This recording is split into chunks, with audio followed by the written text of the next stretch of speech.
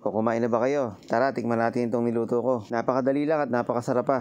Hey, what's up guys mga kaibigan? Magpe-prepare na tayo agad dito ng ating lulutuin. Naghihiwa lang ako dito ng ating luya, tapos meron din tayo ditong sibuyas na pula. At yung ibang rekado naman nakahiwa na. Eto nga, at meron din ako ditong kalabasa. Kaapat na bahagi lang ito ng isang buong kalabasa. Ang sabi ko nga sa tindera ay pwede na yan, baka mamaya ay sumobra pa. Hindi ko na nga siya binalatan kasi masarap dito yung balat. At isa pa ay nandun yung sustansya ng kalabasa. Isang taling sitaw lang, ito nga ay nasa 20 piraso lang. Mas gusto ko yung kulay green sa sitaw, madali siyang lumambot. Habang nagpe-prepare naman ako dito, gusto ko lang batiin si Kebs de la Cruz ng Palawan, si Des de Leon ng Singapore, si Nene Baluyot Guerrero, si Julio Pajudpod ng Denmark. Okay, balik muna ako sa pagkukwento. Yung baboy naman ay halagang 150 pesos lang ang binili ko. Okay, so nagpainit na nga tayo dito ng ating kawali at nilagyan na nga natin ng konting mantika.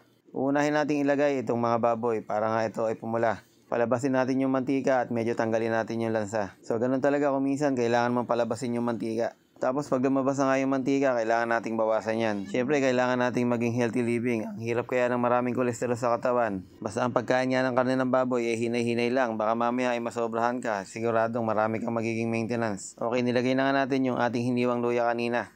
Lagay na rin natin yung sibuyas na pula. Kailangan ay halu-haluin mo lang yan, tapos lalabas na nga yung kanyang kaluluwa.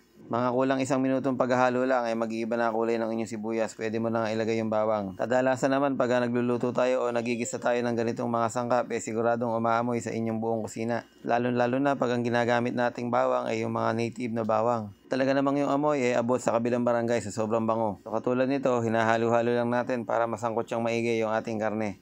Upang sa ganung pamamaraan mapalasa na agad natin. Dagdag lang tayo ng konting pamintang durog.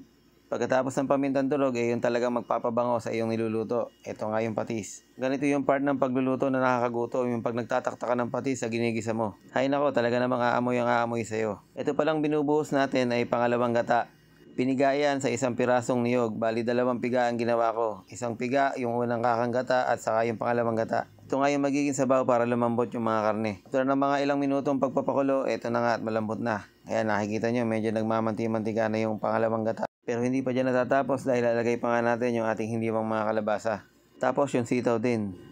At kung meron ka namang siling berde o siling haba, ilagay mo na nga. Dahil ako ay naubusan, kaya naman wala akong mailagay dito. Meron ako ditong 1 piraso, pero gagarnish ko na lang mamaya. Ngayon naman, pwede na nating ilagay yung kakang gata.